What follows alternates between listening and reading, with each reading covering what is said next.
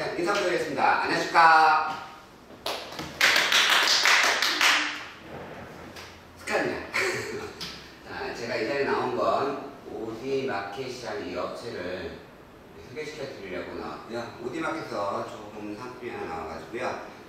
소개시켜 드리려고 나왔습니다. 혹시 오디마켓이라는 업체는 많은 사람들이 지금 모르시고 있는 게 현실이고, 우리나라는 저희 금융이 폐쇄적인 분들이 상당히 많습니다. 외국계 좋은 상품들, 그 다음에 외국계에서 메이저 탑이라고 할 수 있는 회사들이 국내에 많이 들어오지 못하는 환경이 되어 있는 상태가 국가에서 막고 있는 게 없지 않아 있어요. 이런 업체가 들어오게 되면 국내 많은 업체들이, 금융업체들이 많이 파산될 수도 있다는 판단하에 아예 막고 있는 세국 정책을 지금 하고 있는 상황이에요. 오디마켓이라는 업체는 전 세계에서 약 80개 정도 업체가 탑이라고 할 수 있는 업체들이에요. 그러니까 메이저급이라고 얘기를 드리죠. 그걸 표현하는 걸 80개 업체가 탑이라고 얘기할 수 있는 게, 금융업체는 레버리지라는 게 있어요. 그래서 레버리지를 쓸 수 있는 게 1대 500배까지 사용할 수 있는 브로커 레벨을 탑이라고 얘기를 해요. 이런 업체가 전 세계에 약 80개 업체가 있어요.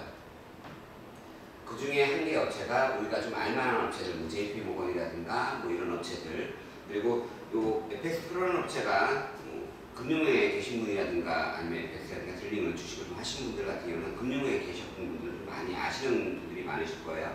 이 FX 프로라는 업체는 우리나라의 한국의 금융회에 현재 들어와 있는 모든 프로그램 전산 관련돼 가지고 들어와 있는 모든 것을 국내 독점으로 현재 좀 취급하고 있어요.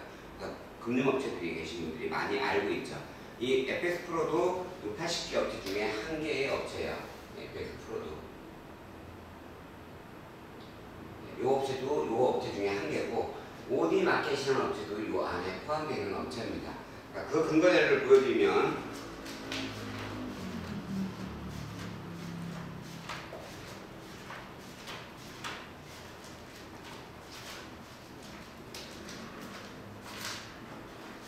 이 IFF 엑스프로라 해가지고요, 홍콩에서 2015년 1월 27일에서 29일날 행사를 했었어요.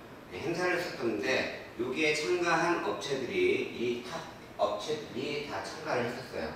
이 중에 참가한 업체가 74개 업체가 참가를 했었고요. 장소는 홍콩에 있는 홍콩 섬이에요. 무역 항이라고, 자유무역 항이죠. 여기가 전 세계에서 가장 신개발품이 먼저 나오면 여기서 행사를 많이 해요.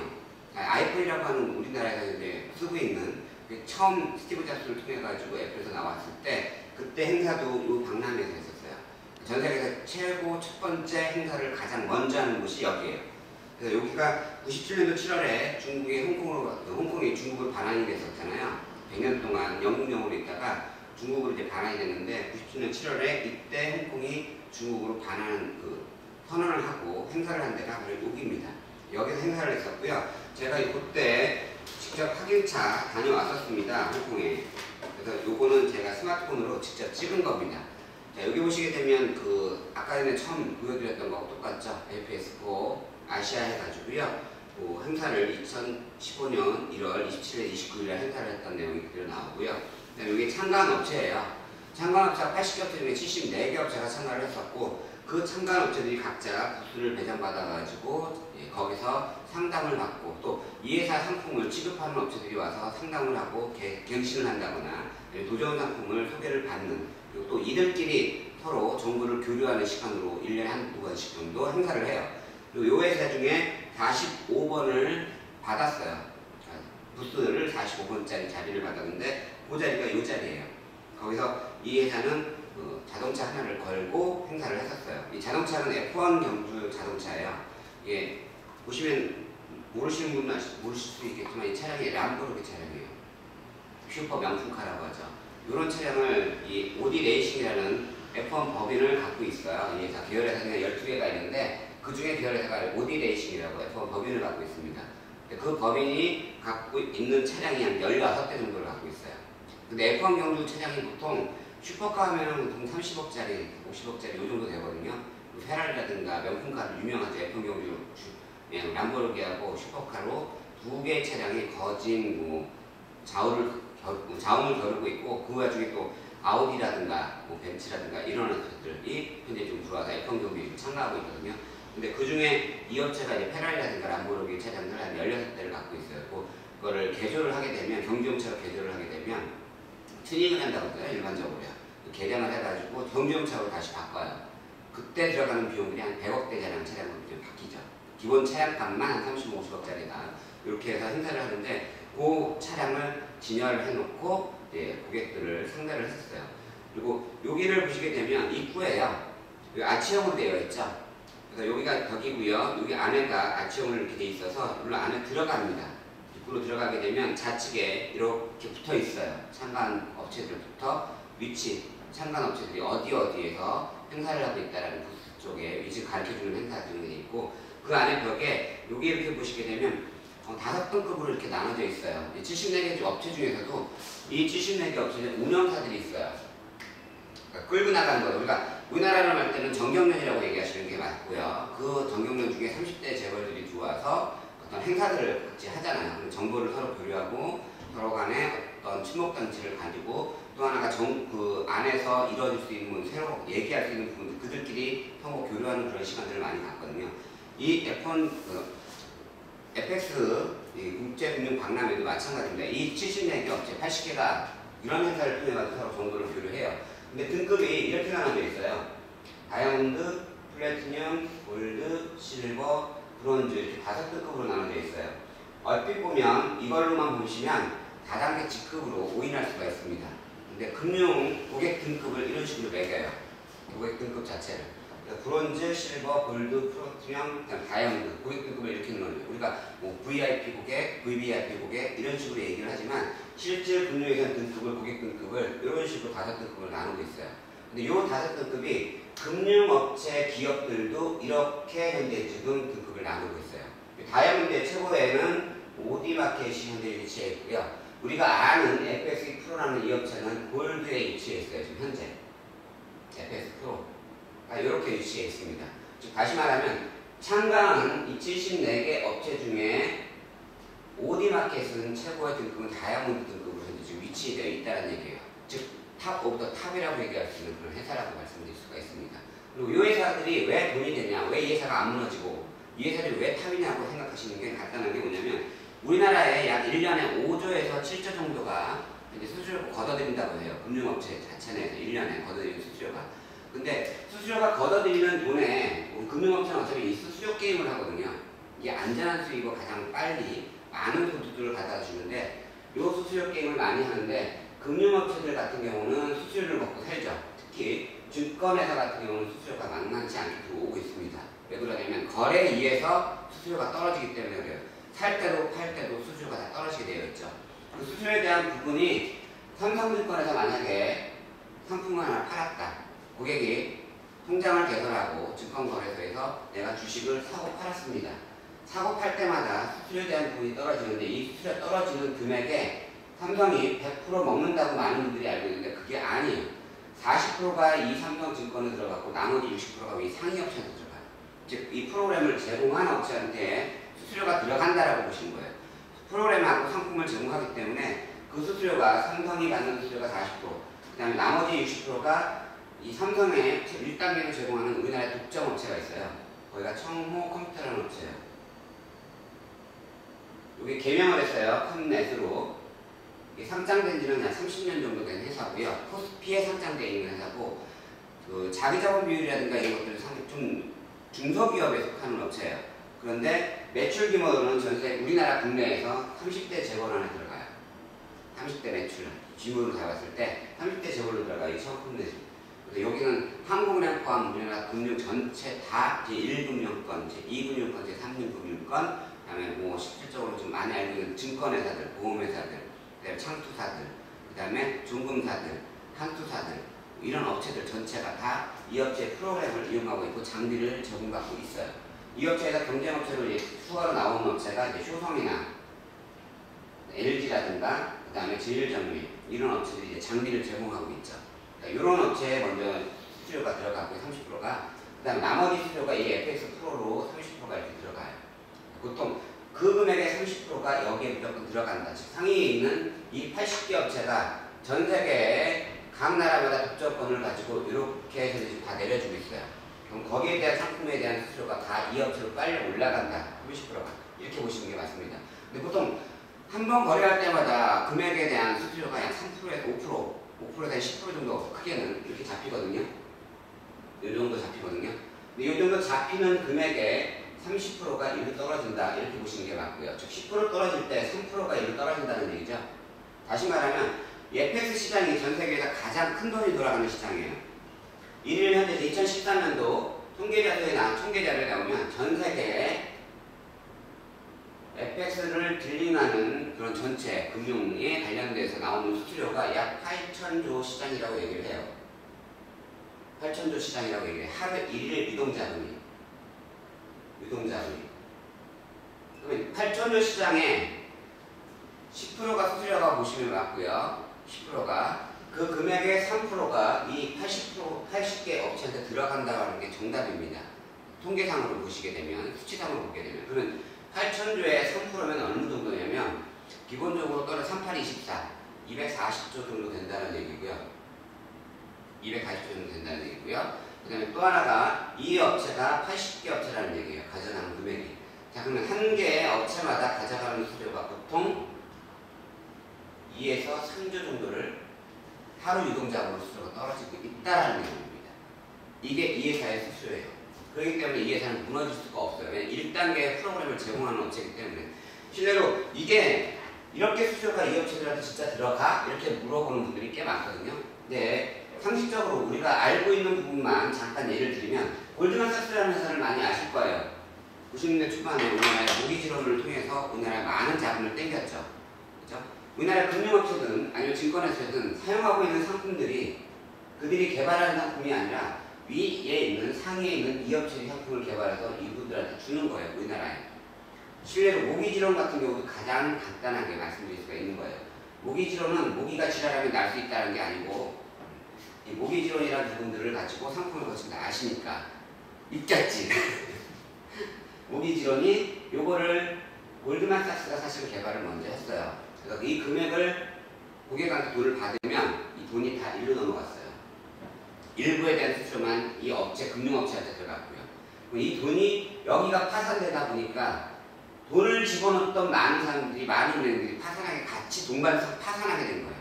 그러면서 우리나라 90년대 초반에 우리가 은행도 망할 수 있다는 걸 피부로 느끼게 됐죠. 그때 다 국민 모든들이 다 멘붕 상태가 있었거든요. 근데 그게 우리나라만 겪은 게 아니라 전 세계가 마찬가지였어요. 왜? 우리나라만 여기 모기지를 통해 가지고 여기다 돈을 보낸 게 아니라 전 세계 금융업체들이 다 돈을 일로 보냈어요. 그러니까 전 세계 금융이 파산되게 된 동기가 바로 여기 있어요. 그러면서 우리가 온 게 IMF가 온 거고요. 그러면서 온 게. 이 IMF가 온 것도 사실 우리나라가 안 올 수도 있는데도 불구하고 온 게 된 동기가 뭐였냐면 우리나라가 너무 무지하기 때문에. 지금 금융업체라든가 아니면 경제학자들 이들이 얘기하는 IMF는 안 받아도 되는 IMF를 받았다라고 얘기를 해요. 왜 그러냐면 A라는 은행이 파산됐어요. 10원 한 장 못 건졌죠. 여기 안에 금액이 집어넣는 분들은. 그러다 보니까 B라는 은행은 멀쩡한데도 불구하고 이 은행의 돈을 예금들을 인출하기 시작을 합니다. 그걸 예금자 인출 사태라고 얘기를 하고 그걸 금융원으로 뱅크론이라고 얘기를 해요. 뱅크론이라고 얘기를 해요. 다시 말하면 예금자를 이 돈이 파산되는 걸 보고 은행을 이렇게 불신하는 시대가 온 거예요. 내 돈도 이 은행이 망하게 되면 한 푼도 못 가지고 다 거덜날 수 있다라는 판단을 하기 때문에 이 돈을 인출하기 시작해요. 고객들이. 근데 은행은 고객들이 맡긴 돈이었기 때문에 안 줄 수가 없어요. 줘야 돼요. 그럼 은행은 자금이 고갈되게 되죠. 자, 고갈되는 상태다 보니까 이 은행은 살기 위해서 돈을 바깥으로 나온 걸 다시 회수하기 시작을 해요. 즉 대출했던 모든 것들 금액을 다시 받아들이고 또 기업에 투자했던 자금들을 걷어들여요. 그러면서 경제 중심인 이 금융, 은행이 망가지면서 자금 흐름이 망가지면서 동백 경영망가 생기는 거예요. 그러니까 피가 순환이 안 되는 거죠. 그러다 보니까 기업이 파산되는 사태가 발생돼요. 이때 대표적으로 파생됐던 게 은혜가 이 기업은 절대 망가지지 않는다라고 했던 기업 중에 하나가 망가져요. 대우라는 업체가. 이때 파산되죠. 대우라는 업체가 파산되는 근본 이유는 바로 이 부분 때문에 이게 연계현상에 같이 들어가요. 이게 파산되고 뱅크론이 사태를 이용해서 기업이 많은 기업들이 그때 파산되고 도산하게 되죠. 우리나라에서 대표적인 기업이 우리나라를 대표하는 명품 그 다음에 대기업이라고 할 수 있는 기업이 3대 기업이 안에 들어가는 게 대우였잖아요. 삼성, 현대, 대우, 김우중 회장님 절대 안 망가진다고 생각했고 자금을 회수하니까 기업이 망가지게 되는 거예요. 그리고 대우는 100% 이상이 돈을 다 금융업체를 통해서 자금을 다 대출했어요. 자기 자금 가지고 돈을 불린 게 없었다는 얘기예요.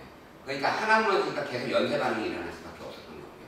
그래서 김우영 대표님 그 회장님이 그때 부산하니까 해외로 피싱을 했었죠. 이게 그 사건으로 인해 가지고 온 사건입니다. 그러면서 온 게 IMF죠.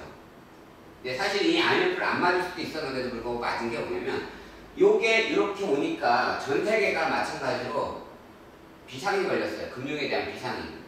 그래서 만들어지게 된 게 어디서 만들어졌냐면 옴보즈민이라는 데서 여기서 금융을 재단하기 시작을 해요. 옴보즈민 산하에서는 ISO 인증기구라는 게 있어요. 국제표준 인증기구. 옴보즈민이라는 건 우리나라 말로 번역을 하면 감찰관이라는 뜻이에요. 어디를 감찰하냐면 두 개를 감찰을 해요. 각 나라의 국가에 대한 부분하고요. 기관에 대한 감찰을 해요. 자, 이 감찰하는 것은 어떤 거냐면 예전에 소크라테스가 악법 듣고 법이라고 했어요. 국가가 세운 법은 그게 잘못됐다고 하더라도 지켜야 된다라고 얘기를 했어요. 근데 지금은 잘못된 법은 시정하라고 있는 거예요. 바꿔야 된다고 얘기를 해요. 왜? 그게 잘못됐으니까 국민들한테, 소비자한테 다이렉트로 피해가 갈 수가 있잖아요. 그 피해 보는 게 누적되게 되면 결국 국가가 무너질 수도 있다는 얘기거든요. 그래서 이 제도적인 부분들을 옴버즈민이라는 데서 시정을 요청을 하는 거예요. 만약에 이게 잘못된 법이에요. 잘못된 제도예요. 그러면 이래 해야 되니까 이건 무조건 바꿔라. 국민들이 피눈물을 흘린다. 이건 하면 안 돼. 하면서 바꾸죠. 대표적인 기구가 NGO라고 들어보셨죠? NGO. 못 들어보셨어요? 환경단체잖아요. 환경단체 국제기구예요. 여기도요. 환경에 관련돼가지고 국가나 기관이 이런 데서 환경을 파괴하는 행동을 하잖아요. 그러면 여기서는 제재 조치를 바로 해요. 사법기관 동원해서 국제 변호사 써서 국가에다 바로 다이렉트로 해요. 그래가지고 문란을 일으켜가지고 그거를 바꾸게끔 예도를 합니다. 그러니까 우리나라에서 국가에서도 기관 사업을 하는데도 불구하고 뭐 어디에 간접 사업에 대한 뭐 어떤 걸 한다. 그러면 여기에 허락을 받아야 돼. 받아야 돼. 그렇지 않으면 허가가 안 나와요. 할 수가 없게끔 돼서 이제 그것을 여기서 만드는 거예요. 여기서. 즉 옴보즈민이라는 데는 84년대에 설립됐고요. 전 세계 800개 나라에 현재 지금 지사가 나가 있어요. 우리나라에도 있어요. 옴보즈민이 우리나라도 있습니다. 시민단체로 형성되어 있어요. 이거는요. 그리고 이 ISO 기구를 만들게 돼요. 왜냐하면 옴보즈민이 잘못됐다고 얘기를 하고 이걸 시정하라고 얘기를 하면 들어주는 데가 과연 몇 군데가 있겠냐는 거예요. 이게 뭐가 잘못됐는지를 얘기해줘야 될 거 아니에요. 이들은 잘못된 게 없다라고 얘기를 하고 그러면 뭐 때문에 잘못됐다는 것을 증명 자료를 내야 돼요. 그래서 표준화 작업을 하기 시작한 거예요. 그래서 계열회사인 ISO를 만들게 된 거예요. OS 게임이에요. 쉽게 말하면. 여기서 재단을 했어요. 기구를, 자단을. 하다못해 우리가 센티미터, 킬로미터 뭐 이런 단위를 쓰잖아요. 우리가 뭐 요게 몇 평짜리죠? 이렇게 얘기를 하죠. 우리나라에서는요. 근데 이게 공통적으로 전 세계가 쓰는 단어는 아니거든요. 표준화되어 있는 단어가 아니라는 얘기예요. 몇 센티미터, 제곱 센티미터냐고 얘기를 하죠. 그죠? 이렇게 단위를 표준화하는 것도 여기서 한 거예요. 단위를 표준화하는 거. 또 A4 용지도 A4, B4, C4 이렇게 나오죠. 그죠? A3 그것도 여기서 제작한 거예요. 규격화시킨 거예요. 사용하기 편하게 모든 고객들을 다 표준화하고 규격한 게 이 IS 표준화에서 만든 거예요. 근데 여기서 90년대에 금융이 이렇게 붕괴되다 보니까 금융도 이때 표준화시키는 작업을 ISO에서 한 거예요. 그래서 ISO 3000을 이때 발표를 하죠. ISO 3000은 네이버나 아니면 구글이라든가 다음이라든가 검색 사이트를 통해 가지고요. ISO 3000을 치시게 되면 어떤 얘기가 나오냐면 리스크 매니저먼트라고 나와요. 리스크 매니저먼트라는 얘기는 뭐냐면 최소한의 고객 돈에 대한 보장하는 제도, 금융에서 고객 돈을 보장하는 제도를 만들게 된 거예요. 요게 95년도에 설치가 됐어요. 요게. 그러면서 전 세계 각 나라마다 이것을 설치해라 라고 공문을 떨어뜨려요. 그러면서 우리나라에서 만들어진 게 예금자 보호법이고요. 그러면서 만들어진 게 이러면서 만들어진 게 예금보험공사예요. 이 예금보험공사가 하는 일은 ISO 3000이에요. 고객돈을 최소한에 대한 보장하는 제도를 만들어 놓은 거예요. 어떻게 보장하냐면 95년도에 처음 설립되고 나서 어떻게 설립됐냐면 은행에 고객이 돈을 예치를 합니다. 지금 현재 2012년 들어가서 확정된 게 5천만 원까지 확정이 됐죠. 그죠? 근데 우리가 예금자 보호법이라는 걸 들어본 지 언제냐면 물어보시면 다 2000년대 후반에 들어왔어요. 2000년대 2011년도 그때 아마 다 들은 걸로 제가 기억을 알고 있어요. 왜냐면 그때 부산의 모 은행이 파산되면서 난리 아닌 그런 난리가 났어요. 언론에서 다 난리가 나고 자살하는 분도 생기고 별의별 게 다 생겼었어요. 그래서 국가가 얘기를 해요. 그때 언론에 뭐라고 얘기하냐면 고객분이 예금자 보호법에 의해 가지고 보장하는 금액이 이렇게 되어 있으니 고객분을 안심하고 맡길 수가 있다. 이 정도까지 충분히 보장이 된다. 그러니까 기다려달라 그랬단 말이에요. 그러면서 알려지게 된 거예요. 예금자 보호법이 있게 되고. 그러면서 2012년에 확정이 된 게 5천만 원이 이렇게 만드는 거예요. 그걸 당하고 나서 만든 게 이거예요. 5천만 원까지 보장을 해드렸죠. 그러니까 최소한에 대한 돈을 보장을 해드린 거예요. 이게 예금자 보호법이에요, 이게. 근데 그때 당시에 알았잖아요, 우리가. 만약에 IMF 오기 전에 95년도에는 설립됐잖아요. 근데 그걸 알리지 않았다는 얘기잖아요, 결론적으로. 많은 국민들한테. 근데 해외는 이걸 95년도에 설립되고 각 나라 수상, 대통령, 국왕, 전 세계를 각 나라를 움직이는 실세들이 언론을 통해 나서가지고 우리나라는 요 금액에 의해서 ISO 3만층을 통해서 예금자 보호법의 예금보험사를 만들었습니다. 그래서 고객돈을 2천만 원, 우리나라 돈으로 그 당시 때 90년대 초반에 95년대 초반에 2천만 원까지 보장하게끔 만들어져 있었거든요. 처음에 각 나라마다 약간씩 금액은 틀리지만 어느 정도까지 보장하는 제도가 있을까 안심하고 맡겨주십시오라고 했어요. 그러니까 고객들이 돈을 빼는 작업들을 안 했다는 얘기예요. 예금 인출 사태, 뱅크런 사태가 안 일어났다는 얘기예요. 근데 우리나라는 일어났어요. 여기는 그러니까 IMF가 안 오고 여기는 우리나라는 IMF가 올 수밖에 없었던 거예요. 여파로. 우리나라가 가장 무지했던 게 그 언론층, 그 다음에 그 위에 집권층 이 모든 분들이 금융에서 너무 무지했었다는 얘기예요. 너무 무지했어요. 그걸로 인해서 온 게 IMF입니다. 이 IMF가 오면서 우리나라의 알짜배기 모든 격들이 다 날아갔죠. 외환은행은 알짜배기인데도 불구하고 달러가 부족했기 때문에 350억을 받고 팔아버렸어요.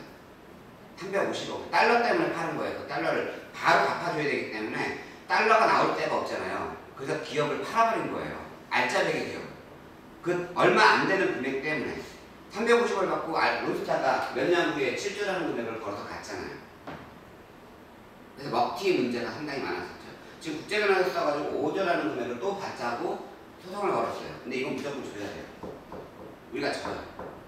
5조까지 또 뺏겨야 되는 그런 시대예요. 근데 이런 사태가 오게 된 동기가 바로 이것 때문에 온 거라는 얘기예요. 그때 당시 집권층들이 이런 부분들을 문제를 일으켰다는 얘기예요. 안 그랬으면 문제가 안 일어났어요. 그때 당시 집권층이 누구지는 어느 정도 다 아실 거니까. 예금자 보호법에 대해서 잠깐 간단하게 얘기를 하고 저희 상품을 간략하게 얘기를 드리겠습니다. 제가 이 얘기를 드리는 건 뭐냐면 OD 마켓이라는 업체가 어떤 위치에 있고 저희가 어떤 환경에 위치해 있는지도 아셔야 되는 얘기예요.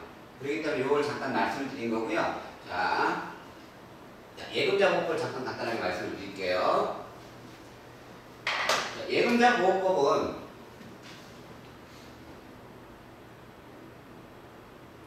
은행에 고객이 돈을 예치를 합니다. 5천만 원을 지금 예치를 했다. 지금 이제 예금자 보호법에 의해서 우리가 5천만 원까지 보장이 되니까요. 물론 가로 열고 이자 포함입니다. 이자 포함된 금액이 5천만 원까지 보장된다는 얘기예요. 자, 은행에 5천만 원이 들어가게 되면 이 돈은 예금보험공사로 들어가요. 이 돈은 이렇게 들어가요. 근데 이 5천만 원이 다 들어가게 되면 은행은 묵고 살 게 없잖아요. 그래서 보험 적용률이 적용되게 2012년도 5천만 원까지 보장하면서 보험 적용률이 나왔어요. 은행은 800만 원까지 예금이 들어가야 된다라고 나와 있어요. 즉, 이게 들어가면 800만 원이 일로 들어가요. 예금보험사로. 요 돈이 각자 개인이 내는 각 은행별로, 각 지점별로 돈이 들어올 거 아닙니까? 그 돈이 다 이렇게 쌓여요. 다 쌓이면 고객이 이제 은행한테 내가 필요해서 돈을 가져가야 돼요. 그 돈을 요청을 했어요. 근데 은행이 못 줘 했어요. 해자에 되어있어요. 다시 말하면 은행이 지급할 돈이 없대요. 돈이 고갈돼서. 아니면 은행이 파산됐대요. 그러면 지급할 수가 없잖아요. 은행이 고객에게 지급 불능 사태가 됐을 때 이 돈에 대한 부분을 예금보험사가 지급하겠다는 얘기예요. 이게 예금자 보호법이에요. 예금자 보호법. 최소한의 돈을 보장하겠다. 이게 됩니다. 이게 됩니다. 근데 은행만 보장하느냐? 그게 아니거든요. 은행 중에서도 많은 은행들이 있어요. 국내에 47개 은행이 있으니까요. 국내 은행만 47개, 국내 은행, 외국계 은행 빼고, 국내 은행만 47개가 있는데 이 은행마도 다 보장이 되느냐? 다 보장이 되느냐? 아닙니다. 다 보장되는 건 아닙니다. 그렇다고 무조건 보장하지 않느냐? 그것도 아닙니다. 우리가 주거래 은행이라고 했죠? 우리 은행을 주거래 은행을 썼다. 국민은행은 그냥 조금 넣어놓고 신한은행, 하나은행, 외환은행, 우체국, 새마을금고, 농협, 신협, 수협 막 많은 은행체들이 있잖아요. 이들 중에 실질적으로 다 예금자 보호법에 되는 게 아니라 내가 5천만 원씩 다 이상 넣었으면 다 보장되는 게 아니라 보장되는 건 다 되는데 우체국만 안 돼요. 왜? 국가은행이기 때문에 이건 예금자 보호법에 예금보험사에도 가입이 안 돼 있어요. 국가은행이기 때문에. 대신에 국가가 보장하는 거기 때문에 여기에 돈이 들어가는 건 1억이든 10억이든 이런 것들은 다 보장돼요. 무슨 얘기인지 이해되시죠? 제일 안전한 은행이 사실 우체국이에요. 제일 안전한 은행. 제일 안전한 은행. 그러니까 여기에 돈이 가장 많이 들어가시게 되면 더 제일 안전하다. 국가 부도 사태가 아니면 이거는 안전해요. 국가 부도 사태만 아니라면. 무너트림이라고 하죠. 일반적으로 얘기하는. 그것만 아니라면 우리 우체국은 안전하다. 내 돈에 대한 부분 가장. 근데 보장이 제일 적죠. 이게. 보장이. 이자율이라든가 이런 보장이 제일 적습니다. 그래서 여기에 들어가는 이유가 사실은 금리가 이쪽에서 높기 때문에 그런 거거든요. 국가에 공정하는. 안전한 걸 따지면 여기가 제일 안전하고 금리를 따지면 이제 각자 은행이다. 왜냐면 지금은 이제 은행이 망가진다라는 판단을 이제 거진 안 하세요. 어느 정도 안정됐다라고 판단을 하시니까 예전 같지 않다 판단하시니까. 그래서 안심하고 맡기셔도 보장할 수가 있습니다. 이렇게. 그리고 재미있는 건 또 하나가 우리나라 은행이잖아요. 이것들은요. 외국계 은행도 있을 거 아니에요. HSBC, 홍콩 상하이은행, 그 다음에 스티은행, 그 다음에 뭐 스탠다드 차트은행, 그쵸? 자, 이렇게 외국계 은행이 몇 개가 있어요. 이 은행은 과연 그러면 예금자 보호법 보장을 받느냐? 외국계 은행인데 이 은행도 다 보장을 받습니다. 마찬가지 여기도 800만 원이라는 금액이 예치가 들어가고요. 여기서 보장을 하게 되어 있어요. 국내 안에 들어와 있는 모든 것들은. 그리고 또 재밌는 건 하나가 은행만 그러면 보장되느냐? 은행만. 제1금융권만, 제2금융권만 은행으로 치거든요. 그렇죠? 이것만 보장되느냐? 그게 아니라 증권사, 보험사 여기도 보장을 해드립니다. 예금보험공사에서. 여기에 5천만 원씩 들어가시게 되면 예금보험사에 돈이 예치하는 보험 적용률은 1,500만 원이 들어가요. 예치하는 보험 적용률. 1,500만 원이 들어가서 고객에게 보장하는 제도가 되어 있어요. 단 이거는 정기예금 예탁 상품일 때, 즉 예금 상품일 때만 보장하는 거예요. 파생 상품은 안 돼요. 주식을 거래하기 위해서 통장을 개설했어요. 그때까지는 예금이에요. 통장을 개설해서 그때까지 예금이기 때문에 이 돈은 보장돼요. 근데 내가 이 돈으로 인해 가지고 주식을 거래를 했어요. 샀어요. 사고 팔고 했어요. 이렇게 하는 순간에 사서 올라서 팔아서 돈을 챙기면 이득이 됐죠. 근데 내려가지고 팔았어요. 그렇게 되면 손해를 본 거죠. 내가 손해를 봤다고 해도 원금을 보장해주냐? 그건 아닙니다. 즉 내가 거래에 의해서 파생 상품에 의해서 그걸 MMF 상품이라고 얘기하거든요. 거래에 의해서 내가 돈이 날라갔어요. 그 돈에 대한 부분들은 100% 보장을 못합니다. 아예 보장할 수가 없어요. 단 이런 상품들은 있어요. 5대5 상품들이 요즘에 나오거든요. 그것도 외국에서 주는 거예요. 이 상품도. 우리나라 증권사 나오는 이 상품 5대5 상품도요. 외국에서 받아서 쓰는 거예요. 프로그램 외국 걸 받아서 쓰기 때문에 우리가 독자적으로 개발해야 되는 상품이 없어요. 상품명 받으면 이 상품을 외국에다 줘요. 외국 금융 위에 상위업체한테 줘요. 돈을 그대로. 수수료만 따먹는 거예요. 40%. 그 금액에. 수수료 금액에 40%만 먹는 거예요. 그러면 그 외국 계정에서 돈을 불려줘가지고 저희한테 주는 거예요. 쉽게 말하면. 이런 개념이 컨셉으로 되어 있어요. 모든 금융업체는. 그래서 우리 국내 돈이 안 도는 이유가 그거예요. 은행 가게 되면 은행 한 지점당 돌릴 수 있는 현금 보유량이 약 2억에서 3억밖에 없어요. 나머지들 다 올라가 있어요. 다 빠져나가 있다는 얘기예요. 그리고 5대5 상품이라는 얘기는 뭐냐면 1억이라는 금액을 통장에 예치를 하시고 5대5 상품으로 가입을 했어요. 그럼 50%는 5천만 원이라는 금액은 예금 상품으로 들어가요. 그래서 따박따박 이자가 들어오죠. 따박따박. 그리고 5천만 원이라는 금액은 주식을 내가 직접 딜링할 수 있게끔 되어 있어요. 근데 요때 회사가 증권 삼성이라는 회사가 대우라는 회사가 증권회사가 곱하기 2배의 레버리지를 적용시켜줘요. 그럼 5천만 원이 아니라 실제로 딜링하는 금액은 1억이 되는 거죠. 이렇게 레버리지를 2배를 적용해서 1억을 실제 딜링을 하는 거예요. 근데 5천만 원 이상 까먹자. 5천만 원 까먹는다. 그러면 더 이상 안 줘요. 딜링하는 금액은 1억인데 실질 까먹은 게 5천만 원이니까 넘었다. 5천만 원에 락을 걸어져 있어요. 락이 걸려 있어요. 내 돈이 5천만 원까지만 날라가게끔. 이 업체는 손해를 안 봐요. 레버리지를 적용해 주는 건 적용해주고 손해는 같이 안 봐요. 손해는 고객이 보시게끔 만들어져 있어요. 그러니까 이런 상품이 나와 있는 게 태반이 이런 상품 나와 있죠. 이런 상품은 요 5천만 원 들어간 거는 보장이 돼요. 요게는 금액이 보장이 되고 요것만 보장을 못하게끔 되어 있어요. 상품이 이렇게 해야 지금 편성이 되어 있어요. 상품 자체가. 그리고 증권이나 보험회사는 이런 식으로 되어 있고요. 또 하나가 지금 저축은행. 요즘에 가장 많이 이슈가 되고 있는 저축은행. 제3금융권이라고 얘기를 합니다. 대부업체라고 얘기를 하죠. 일반적으로. 몸먼론. 그죠? 몸먼론. TV에서 많이 나오잖아요. 케이블 방송에. 3분 만에 대출, 1분 만에 대출, 전화 한 통의 대출, 이런 것들 많이 나오잖아요. 오케이, 이런 것들.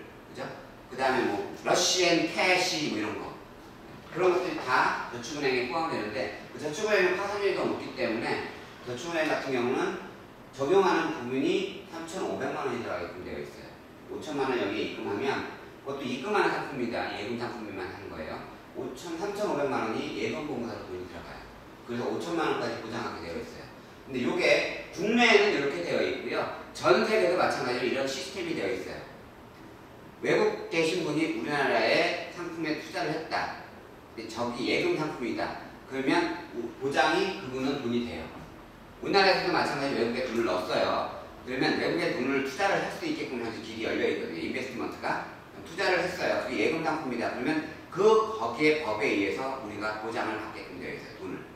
그 돈이 우리나라는 5천만 원이지만 그 나라마다 약간씩 예금자보호법에 의해서 예금보험공사에 받는 금액이 틀리기 때문에 금액이 약간씩 차이가 나요. 그러니까 외국 같은 경우는 뉴질랜드 같은 경우는 20만 불까지 보장하는 그런 제도적으로 되어 있고 우리나라는 5천만 원까지 현재 지금 되어 있는 시스템이에요. 자, 그리고 여기까지만 잠깐 말씀드리고 제가 이 얘기를 드렸던 이유는 뭐냐면 오디마켓에서 이번에 나온 상품이 정기 예금 예탁 상품이기 때문에 이 상품을 간단하게 얘기를 드렸어요. 외국에 투자한다라고 하면 다들 불안하게 생각하십니다.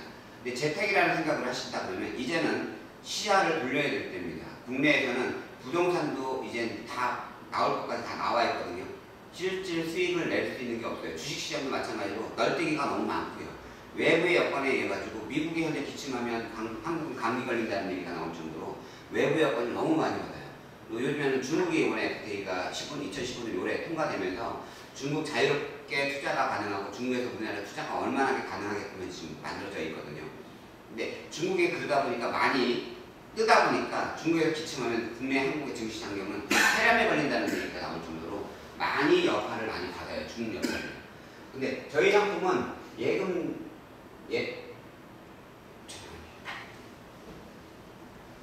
정기 예금 예탁 상품입니다. 정기 예금 예탁 상품이라는 거는 100% 보장된다 분명 말씀드렸죠. 서두에 얘기해드렸던 거. 100% 보장을 받습니다.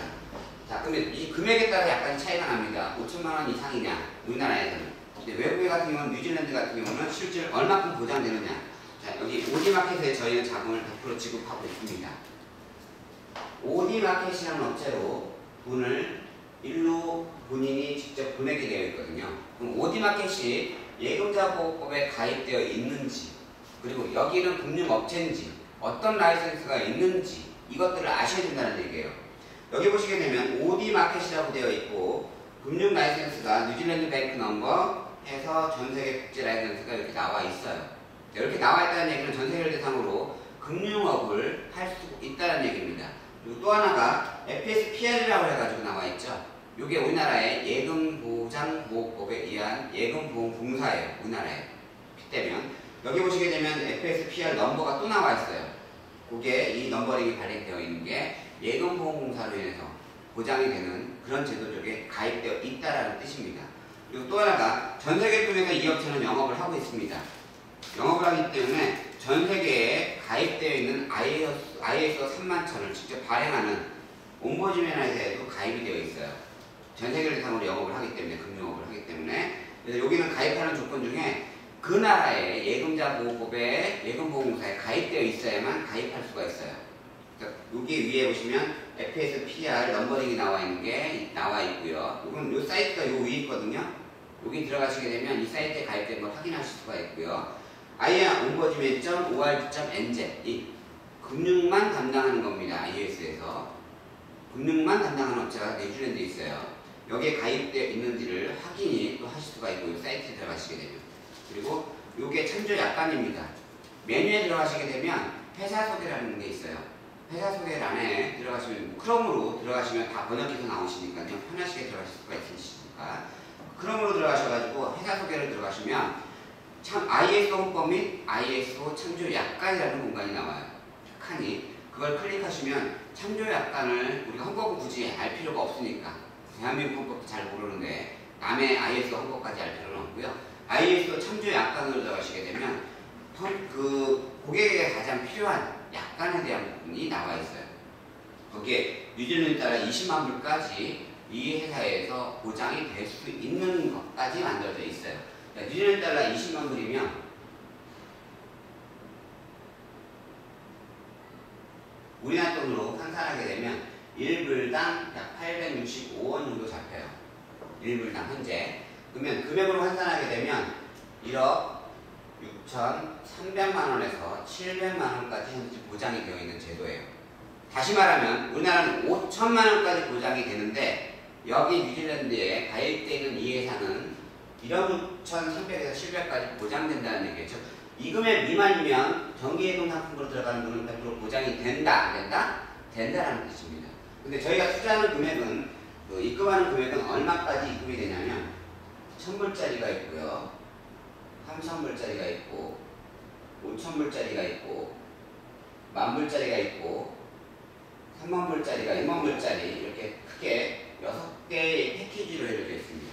그리고 1인 1계정입니다. 실명제가 통과되고 나서 전 세계 금융은 실명제가 다 통과돼가지고 실명제를 이용하고 있고요. 실명제이기 때문에 1인 1계정입니다. 이 이상은 안 됩니다. 내 이름으로 1, 2, 3, 4 이렇게 안 되게끔 되어 있고요. 제 이름으로 5만 불 이상 보낼 수도 없게끔 되어 있어요. 왜냐면 우리나라 국내법상 외환거래법이라는 게 있어요. 1인이 보낼 수 있는 최고 맥시멈 1회 한 번에 보낼 수 있는 최고 맥시멈이 5만 불까지 잡혀 있고요. 1년 동안에 모았던 최고 금액들이 합친 금액이 5만 불까지밖에 못 보내게 되어 있어요. 이게 외환거래법이거든요. 외환거래법에 걸리면 성량이 되게 커요. 형사건으로 들어가야 거예요.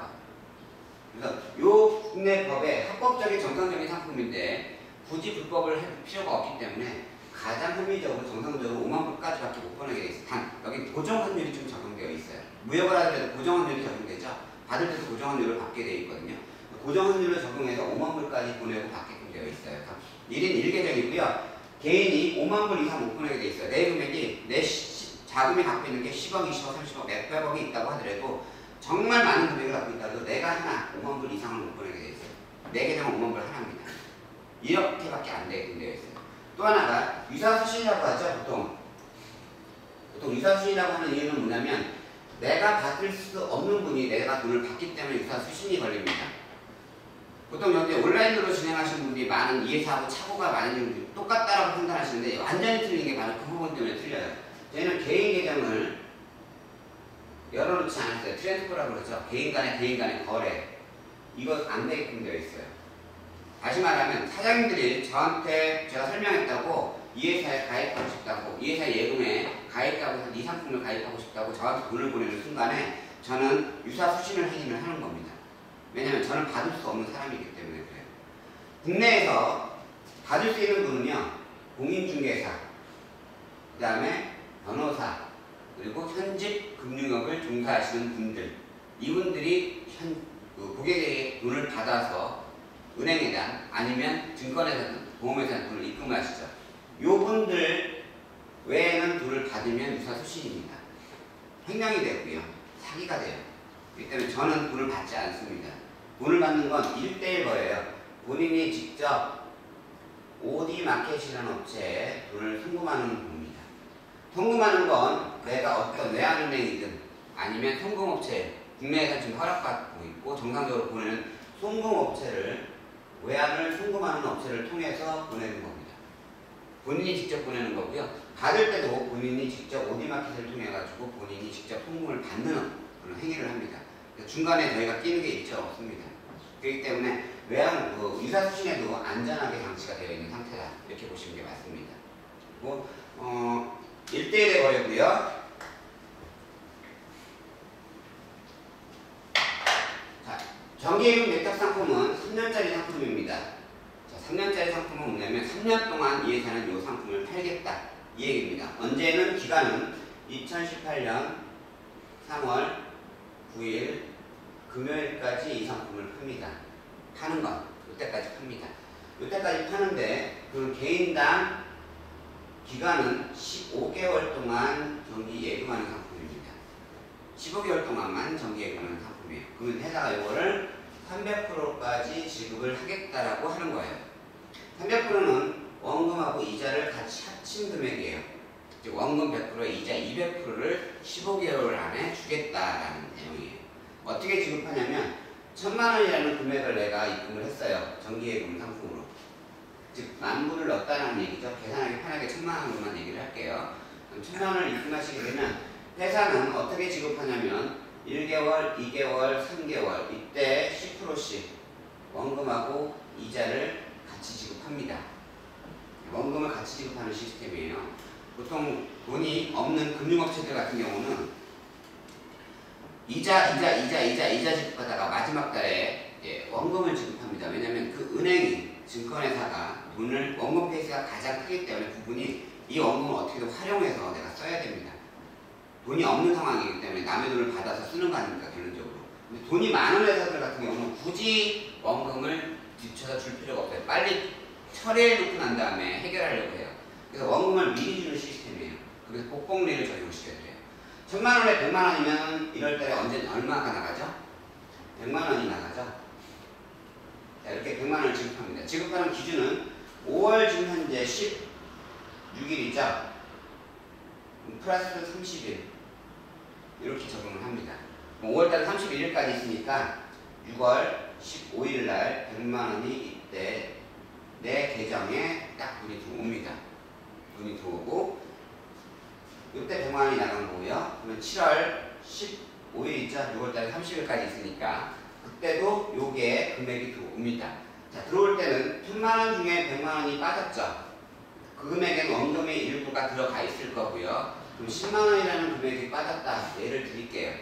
그러면 실제 990만원이 남은 거고요. 990만원의 10%니까 99만원이 받아야 정상이죠. 근데 이때 100만원을 지급하겠다는 얘기예요. 그러면 만원이라는 금액이 차익이 생기죠. 그 만원이라는 금액이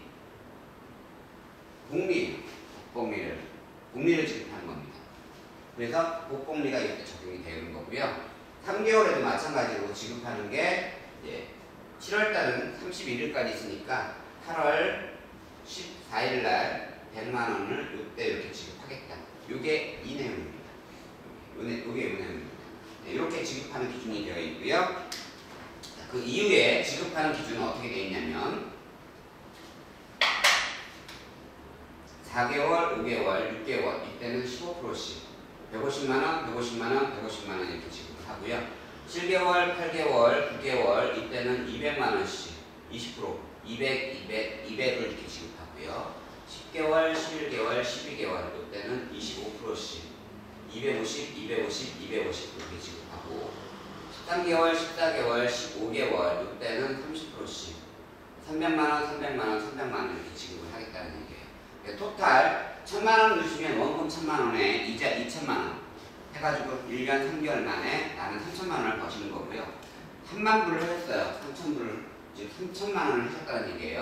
그러면 3000만원 하시는 분 같은 경우 원금 3000만원에 이자 6000만원 해서 9000만원을 받아가시는 거고요. 그 다음에 5000만원을 하셨다. 그러면 원금 5000만원에 이자 1억 해가지고 실질 벌어간 금액은 1억 5천을 1년 3개월 만에 벌어가시는 거예요. 요 상품이 끝이에요. 저희는요. 상품은 이 단위 상품이 하나로 끝났습니다. 저희는 이 상품 외에 없어요. 이 이후에 없습니다. 상품이. 이 상품은 단일 상품으로 되어 있는 상품이고요. 단 이 단일 상품으로 인해 가지고 발생하는 커미션들이 생겨요. 이 상품을 회사가 보너스를 지급하는 게 세 가지가 있어요. 첫 번째가 커미션에 대한 보너스예요. 이 상품을 누구든 소개를 하실 분들 생기실 거 아니에요. 그죠? 권하시는 분들 생기실 거고요. 그래서 그 권하는 걸로 인해 가지고 가입하시는 분이 상품을 가입하시는 분이 생기게 되면 회사가 그분한테 일정량의 커미션을 회사 본사가 직접 그분한테 입금을 시켜드려요. 커미션에 대한 부분을. 그래서 소개에 대한 부분들, 그걸 퍼스널 보너스라고 그러고요. 팀 보너스를 해가지고 별도로 이제 관리를 이분들을 15개월 동안의 관리를 잘 하시는 분들이 계시니까 관리를 하시는 분들한테 관리자로 형성을 해서 별도에 대한 커미션을 또 드려요. 이렇게 커미션이 별도로 퍼스널과 팀 보너스로 인해 가지고 두 가지로 이루어져 있고요. 그리고 회사는 이 커미션을 통해 가지고 현재 지금 이루어지고 있는 부분입니다. 첫 번째 보너스가 이거고요. 두 번째 보너스라는 부분은 주식이라는 보너스예요.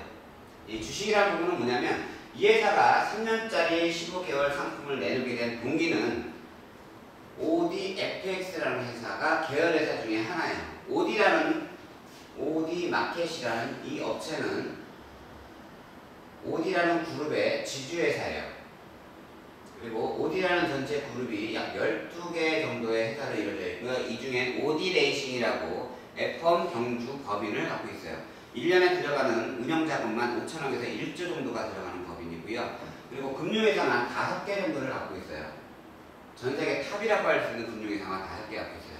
OD마켓이 1대 500배까지 사용할 수 있는 80개 업체 중에 하나라고 분명 말씀을 드렸잖아요. 전 세계 탑이라고 할 수 있는 그 회사 중에 하나인데 이 업체가 요 80개 업체 중에 들어가는 금융업체를 또 하나를 갖고 있어요. 그게 NZ 파이낸셜이에요. 뉴질랜드 파이낸셜이라고 얘기해요. 이 업체도 1대 500배까지 사용할 수 있는 브로커 레벨이에요. 전 세계에서 가장 큰 업체 중에 80개 중에 하나의 업체가 2개나 있어요. 이 OD라는 그룹 안에. 이게 금융회사 중에 1개예요. 5개 중에. 그리고 이 5개 중에 ODFX라는 회사를 상장을 시키겠다고 이제 발표를 한 겁니다. 이 ODFX라는 법인은 원주가 처음 설립됐을 때 법인 자금이 6억 5천 주짜리예요. 즉 1불당 한 주로 계산을 했을 때 6억 5천 불짜리 법인이에요. 법인 자체가. 그게 요 내용이에요. 요 내용이에요. ODFX IPO 상장했을 때 냈던 근거 내용입니다. 여기에 원주가 ODFX가 6억 5천 불짜리 법인이었어요. 6억 5천 불짜리 법인이면 우리나라로 돈으로 계산하게 되면 약 7천억짜리 법인이라는 얘기예요. 첫 스타트할 때보다 7천억짜리 법인으로 스타트한 거고요. 그리고 이거를 액면 분할을 했어요. CPS 전환을 했다는 얘기거든요. CP는 기업 어음이라는 뜻이고요. S 스탁 주식이라는 뜻이에요. 즉 이렇게 주식으로 전환을 하는 거예요. 종이조각이죠. 실질 지급하고 받고 하는 종이조각으로 바꾸신다는 얘기예요. 이렇게 바꾸기 위해서 통일주로 우리나라에서 전환을 한다고 얘기를 하거든요. 이걸 여기 보시게 되면 이제 1달러짜리인데 US 센트짜리로 바꾼다고 얘기를 해요. 즉 1달러짜리잖아요. 저는 원가가 이게 요걸 1센트짜리 100배로 100분의 1로 바꾸신다는 얘기예요. 그러면 주식수는 늘어나게 되겠죠. 근데 금액은 똑같아요. 센트로 바꾼 것 뿐이니까. 주식수가 100배가 들어가니까 650억 주가 되는 거고요. 주식이. 이게 액면분할을 한다고 얘기를 해요. 그 액면분할의 완성은 법인 자금을 이때 1센트짜리를 다시 1달러짜리로 작업을 해요. 즉 법인 자금을 밀어넣는 거예요. 이때. 늘어나서 1센트를 다시 1달러짜리로 만드는 거예요. 그걸 액면분할한다고 얘기를 해요. 완성시키는 작업을. 그러면 650억 주가 650억 불이 되는 거죠. 1달러짜리가 되니까. 자, 요게 우리나라 돈으로 환산하게 되면 70조짜리 법인이에요. 지금 현재 ODFX는 70조짜리 법인이에요. 법인 자체로 되어 있는 게. 우리나라에 현재 지금 가장 큰 업체라고 할 수 있는, 우리나라를 대표할 수 있는 기업이라고 할 수 있는 게 삼성입니다. 엘리트 기업이라고 하고 1등 기업이라고 하고, 삼성에 들어가면 어깨 빡 바뀌고 아주 자랑스러워해요. 왜? 네, 삼성이라는 건 내가 1등에 들어갔다는 것 자체 하나만으로 그만큼 자부심을 많이 갖고 있어요. 근데 그 삼성이라는 기업 중에, 그룹 중에 삼성을 대표할 수 있는 하나의 기업을 표현한다면 삼성전자라고 얘기를 해요. 근데 이 삼성전자가 가장 큰 폭을 사용하고 있는, 가장 폭을 갖고 있고 가장 크다라고 얘기를 하는데, 이 삼성전자 법인이 1,300억짜리 법인이에요. 지금 현재. 우리나라에서 가장 크다라는 게 1,300억짜리 법인이에요. 사실 이것도 어마어마하게 큰 거죠. 우리 개인으로 볼 때는 법인 자체가 어마어마하게 큰 법인이에요. 그런데 이 법인이 아예 처음 설립될 때부터 이 회사의 법인보다 더 작았어요. 훨씬 더 작았어요. 그리고 이 회사가 이제 70조짜리 법인이기 때문에 이 삼성전자는 나스닥에 상장돼 있죠. 지금 현재 한 주당 현재 140만 원 우리 돈으로 형성돼 있어요. 지금 1달러당 125불인가 27불인가 이렇게 형성돼 있거든요. 130불 조금 안 되는 걸로 제가 알고 있는데, 그래서 우리 돈으로 한 140만 원 정도 형성돼 있어요. 나스닥에 현재 지금 형성돼 있어요. 그러니까 여기는 상장하는 데가 어디다 상장을 하냐면 미국의 뉴욕 다우 존스 지수에 들어가요. 다우 존스 지수라는 건 나스닥과 함께 미국을 중시에 두 개의 증시가 있어요. 증권거래소가. 다우 존스 지수부터 시작해서 나스닥이 만들어지게 된 의미가 좀 적은, 법인자금이 적고 실적도 적은 회사들도 실질적으로 이제 그분들 돈을 벌 수 있는 기회가 주식으로 인해 돈을 많이 벌거든요. 주식을 주면 그게 회사 자금으로 들어오기 때문에 그걸로 해서 회사가 운영할 수 있는 기본 바탕이 되기 때문에 증권거래소가 만들어지게 된 거거든요. 다우존스 지수에 들어가신다 그러면 우량주라고 얘기해요. 일반적으로. 무너지지 않는 회사. 기본적으로 이거를 나스닥과 다우지수를 표현할 때 가장 빠르게 표현할 수 있는 방법이 뭐냐면 우리나라 기준으로 보시게 되면 우리나라는 코스닥이 있고요. 코스피라는 게 있어요. 코스닥을 상장하려고 그러면 기본적으로 예전에 30억 기본 매출을 1년 동안의 매출이 기본 매출이 30억을 맺혔으면 됐었어요. 가장 기본적으로 제조업을 하시는 업체 따졌을 때. 근데 지금은 이제 법이 바뀌어가지고 코스닥이 하도 폐지되는 업체들이 너무 많아가지고 법이 바뀌었어요. 그래가지고 50억이에요 지금 현재. 맞히는 금액이 쉽지 않죠. 그죠? 근데 그거를 편법을 이용해서 많이들 이용을 해서요. 투자 유치를 받아요. 그걸 매출로 둔갑시켜가지고 그걸로 50억을 맞히는 경우가 굉장히 많아요. 그러니까 그러다 보니까 이런 업체들이 상장 폐지되는 업체들이 되게 많았던 거예요. 실질 매출이 아닌 거기 때문에. 일단 상장만 시키고 주식만 띄우면 된다라는 판단을 하시거든요.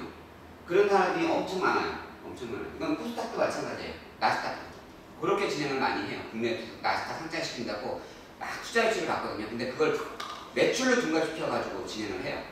근데 코스피에 상장되려면 1년에 200억을 해야 돼요. 이건 매출로 안 돼요. 투자 유치 받는 걸로 안 돼요. 정상적인 금액이 아니면 이게 나올 수가 없죠. 1년 동안 200억을 받기가 쉽지 않죠. 그렇죠? 자, 이렇게 해가지고 진행하기 때문에 코스피 업체를 우량회사라고 얘기하고요. 여기 업체 중에 폐지되는 업체는 거진 없어요. 정말 경기가 완전히 바닥이라서 어쩔 수 없이 망가지지 못하고 여기는 아예 안전한 회사.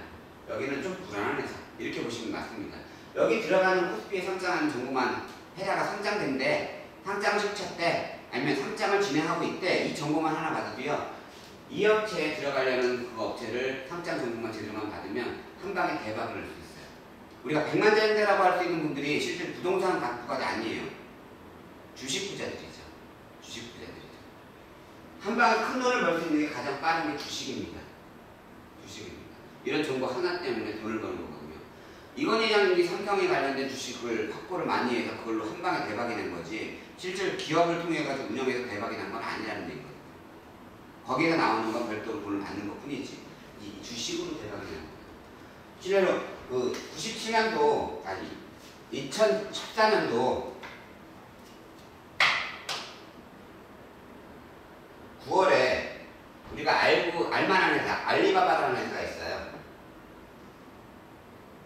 신밧드림 말고 신밧드림만 하고 마인 회장이 미국에 저희 중국에 있는 마인 회장이라는 분이 알리바바는 쇼핑몰을 하나 만들어서 그것을 2014년 9월에 상장을 시켰어요. 근데 상장시켰을 때 초저가가 20불에 스타트했을 때 1달러짜리가 20불이 됐다는 얘기예요. 첫 스타트부터 20배 먼저 먹고 들어갔다는 얘기고요.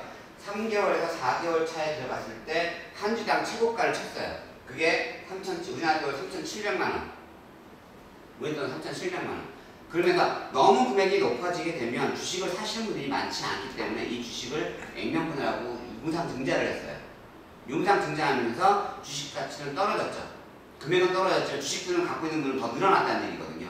그러니까 실질적으로 원 금액으로 따졌을 때는 주식을 내가 보유해 있는 그 금액으로 보시게 되면 이 금액이 현재 맞죠. 거진. 근데 지금 현재는 1주당 120불 정도에 형성돼 있어요. 액면분할을 했기 때문에 금액이 완전 떨어져 있죠. 지금 현재. 120불 정도에 형성돼 있는데 그렇다고 하더라도 초창기 때 가져가셨던 분, 주식을 사셨던 분들, 제가 주식을 컨설팅을 한 20-30명 정도를 하고 있고 그것만 한 10년 정도 돼요. 거래를 계속 유지해주고 있고 보통 20-30배에서 50배 정도 거래를 제가 쳐서 운영을 해서 수익을 내드리고 있거든요. 근데 작년만 해도 미국 재무부가 미국 달러를 발행을 안 하겠다고 발행을 해버렸어요. 미국 정부에서 안 한다고 했는데도 불구하고 달러가 발행이 됐어요. 그래서 미국 경제에 의해 가지고 등락폭이 엄청나게 신고를 쳤었어요. 작년에 경기가 그렇게 싹 좋지가 않았었어요.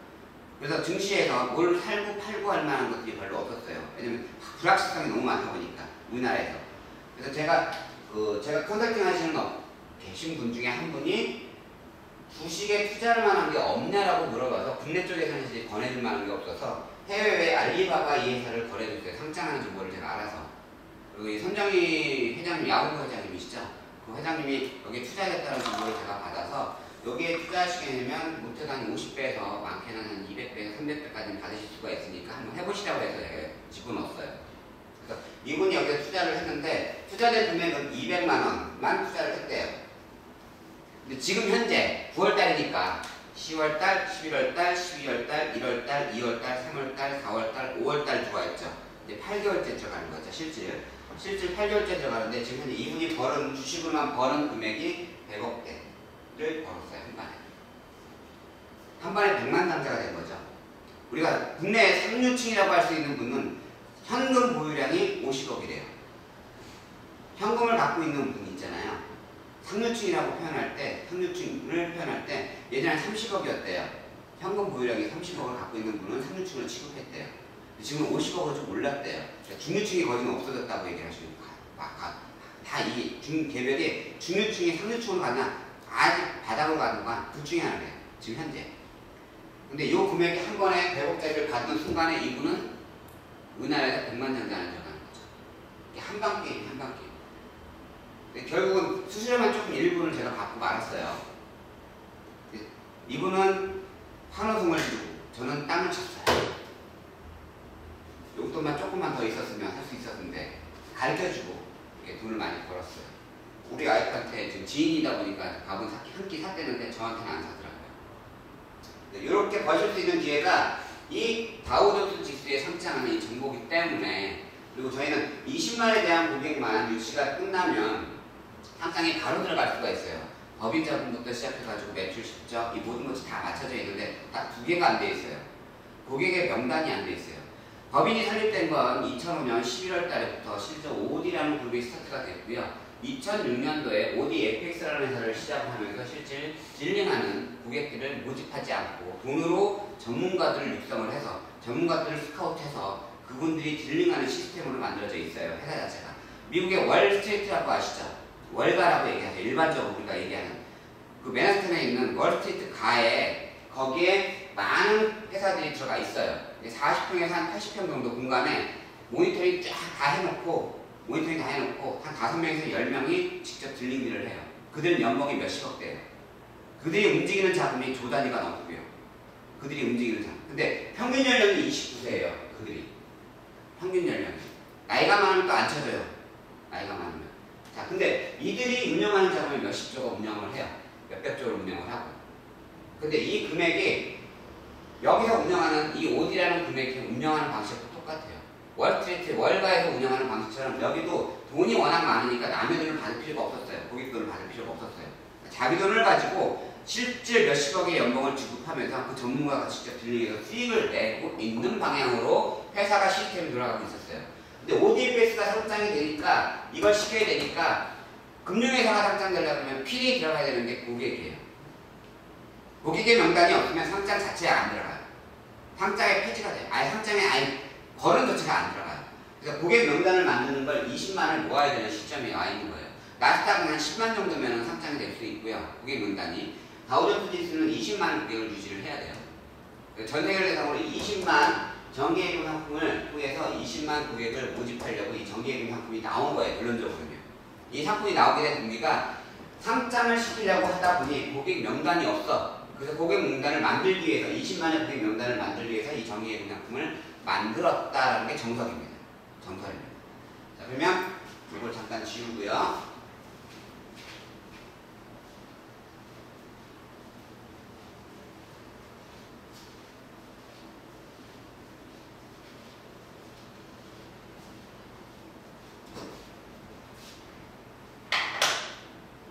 자, 그러면 주식은 얼마 정도 뛸까?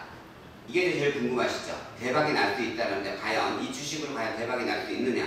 자, 기본적으로 법인이 70조짜리라고 분명 말씀을 드렸죠. 그러면 요게 기업평가를 했을 때 얼마짜리라는 게 기본적으로 나와요. 증권거래사 가시게 되면 법인이 70조짜리인다는 회사고요. 매출 규모는 저기 벌어지는 금액이 하루에 운영하는 자금이 1일에 하루 유동 자금이 2조 정도 운영을 하고 있거든요. 하루에. 벌어들이는 금액이 그 금액에 한 달에 평균 30%에서 40%를 벌어요. 그럼 얼마를 버는 거죠? 레버리지 돌린 금액으로? 1조로 운영, 레버리지 돌린 금액이 1조거든요. 1조에 30%면 3천억에서 4천억을 벌고 있다는 얘기 하루에 매일 빌링하는 거니까. 그죠? 하루에 3천억에서 4천억을 매일 수익을 올리고 있다는 얘기예요. 쉽게 말하면 매일매일. 자, 그러면 그 정도 캡이 되는 회사가 뭐가 있는지를 보시면 돼요. 다우존스 지수에 상장되어 있는 회사 중에. 그리고 또 아까 전에 서두에 얘기했지만 이 회사가 얼마짜리 법인인지만 또 보시면 빨라요. 이 회사가. 이 회사 상장되어 있거든요. 지금 다우존스 지수에. 그리고 이 다우존스 지수에 상장되어 있으면 이 회사 법인이 FX 프로라는 업체가 얼마짜리다라는 것만 보시면 답이 딱 나와요. 물론 그 금액이 정상적은 아니에요. 왜냐면 액면분할하고 무상분배 해서 주식을 더 늘렸잖아요. 그죠? 그렇기 때문에 실질적인 게 아니라 그 당시 때 얘가 처음에 스타트 해가지고 올라갔을 때 피크 쳐가지고 액면분할 그 금액으로 가시면 돼요. 주가지수 보시게 되면 다 나오거든요. 그 부분이요. 그러면 이 회사가 얼마까지 올라갔는지 보시게 되면 평균 한 주당 가격이 그때 피크 쳤을 때 가격이죠. 지금 현재 그걸로 따져가지고 액면분할 해가지고 금액하면 계산하면 딱 나오거든요. 그리고 실질적으로 금액이 나오는 게 약 10,000불에서 15,000불 이 정도 나오고 있어요. 이 회사 주식. 계산 딱 때리면 한 주당 10,000불에서 15,000불 형성되는 거예요. 그러면 요거에 어깨만 보시면 돼요. 주식 경험 중에 무시할 내용이 없는 게 딱 머릿속에 박혀야 될 게 두 가지만 아시면 돼요. 계란은 한 바구니 담지 말라는 거 하나 하고요. 그거 하나 하고 그 다음에 주식을 사실 때는 무릎에서 사시고 어깨에서 팔라는 얘기만 정확하게 하시면 돼요. 근데 이건 알고는 있는데 이걸 실천하시는 분이 없어요. 이게 무슨 뜻인지도 모르시는 분이 많아요. 정확하게 얘기하면 주가 지수의 기업 평가를 정확하게 얼마짜리 금액이라는 게 딱 나오거든요. 이거를 믿고 요 금액의 어깨, 이 금액의 70%는 60%는 이 금액에 팔라는 얘기예요. 그러면 지금 현재 요 금액이 만약에 1,000원짜리인데 12,000원까지 올라갔어요. 1,000원에 사신 분이 12,000원에 팔았다는 얘기거든요. 그러면 분명 돈을 벌었을 거 아니에요. 1,000원에서 사서 12,000원에 팔았으면 돈을 벌었을 거 아니에요. 근데 돈을 잃었대요. 그게 여기서 사서 여기서 파는 걸 안 했기 때문에 그래요. 넣었다 뺐다 사고 파는 걸 잘못했기 때문에 그래요. 보통 이거에 대한 신뢰를 12,000원짜리까지 올라간다고 얘기를 딱 했으면 요거에서 팔았어야지 하는 상황이잖아요. 그죠? 갖고 있다가 근데 이걸 못 믿어요. 이걸 못 믿고 나를 못 믿어. 그러니까 1,000원에 사서 3,000원에 팔아요. 조금만 오르면 내릴 거라고 생각을 하고 그리고 3,000원에 쭉 팔았는데 또 오르나 이게 계속 5,000원에 사요. 조금 눈치 보다가 또 7,000원에 또 팔아요. 이렇게 7,000원에 팔아요. 근데 이 살 때 팔 때는 몰빵 가는 거 아니에요. 그죠? 근데 중요한 건 7,000원에 팔고 나니까 금액에 대한 부담이 생겨요. 이제는 금액대가 올라갔으니까. 그러니까 조금 더 지켜봐요. 10,000원이나 12,000원이나 15,000원이나 이제 2만원대까지 올라가니까 오 이건 대박 계속 치나보다 그래요. 왜냐면 금액이 주식은 플러스 20% 마이너스 20% 최고 상한가 최고 하한가 이렇게 잡아놨어요. 블락을 걸어놨어요. 벽을 쳐놨단 말이에요. 그래서 주가지수로 뛰는데 금액이 높으면 20%라는 금액이 그만큼 더 커지죠. 단위수가 높으면. 작은 금액은 그만큼 주가지수 뛰는 게 작지만 금액이 단위수가 높아지면 높아질수록 금액이 치는 게 더 커져요. 빨리 뛰어요. 빨리 뛰어요. 여기까지 오는데 많이 시간이 걸리지만 여기서부터 여기까지 오는 건 금방 걸려요. 금방이 가요. 단위수가 틀려버리기 때문에. 근데 여기서 15,000원, 12,000원 오르니까 빨리 산다고 해가지고 샀어요. 2만원까지 올라가다가 갑자기 뚝 떨어졌네. 12,000원으로.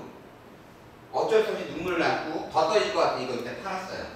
12,000원에. 그럼 이분은 잃었어요, 땄어요. 100% 잃은 거죠. 즉 다시 말하면 내가 12,000원까지 올라간다는 이 주가지수가 12,000원짜리라는 거, 기업평가가 12,000원짜리라는 거 정확하게 나와 있어요. 이거는요. 주식 전문가들한테 물어보든 증권사에서 가서 직원한테 물어보든 이 금액이 나와 있기 때문에 이 금액을 믿으시면 이 금액의 어깨만 보시면 된다고 얘기했잖아요. 7,000원, 8,000원에 그냥 파시고 1,000원에서 7,000원에 딱 팔아버리면 끝이잖아요. 그럼 요거에 대한 부분을 마진을 안 본다고 하더라도 이거에 대한 마진을 다 보신 거잖아요. 1,000원짜리가 7,000원이 됐으면 몇 배를 번 거예요? 7배 번 거예요. 1,000만원 넣었으면 7,000만원 버는 거고 1억 넣었으면 7억 번 거잖아요. 맞죠?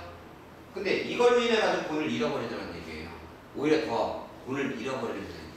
즉 주식을 사고 파는 타이밍을 이분들은 모르고 있다는 얘기예요. 내가 이거에 대한 기준도 없고.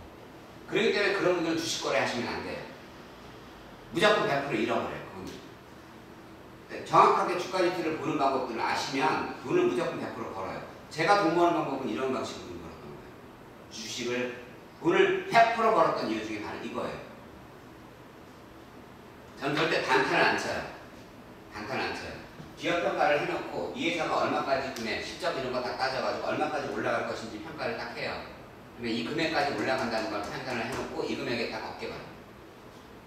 그러면 이 금액에 사시라고 얘기를 하고 이 금액에 팔라고만 딱 얘기를 해요. 기간 안 둬요. 근데 그 기간이 6개월에서 10개월 안에 다 끝나요. 버는 금액이. 말 맞다나 그렇게 버는 금액이 보통 평균적으로 제가 벌어들이는 게 20배에서 30배 벌어들였거든요. 평균적으로. 1억 올렸으면 얼마 번 거죠? 20억에서 30억 번 거예요. 20억에서 30억. 이렇게 벌어들였어요. 그러니까 지금 10년이 넘는데도 불구하고 계속 저한테 컨설팅을 의뢰를 하는 거예요. 왜? 이렇게 해서 돈을 한 번도 잃어본 적이 없으니까. 저는 이렇게 판단을 해드리거든요. 근데 이렇게 자신있게 판단하고 이렇게 팔라고 얘기하시는 분 단 한 분도 없어. 그죠? 여기에 대한 확신이 없어서 그래요. 불확실성 때문에. 우리나라는 외부 여건에 의해서 많이 주가가 변동이 되게 많아요.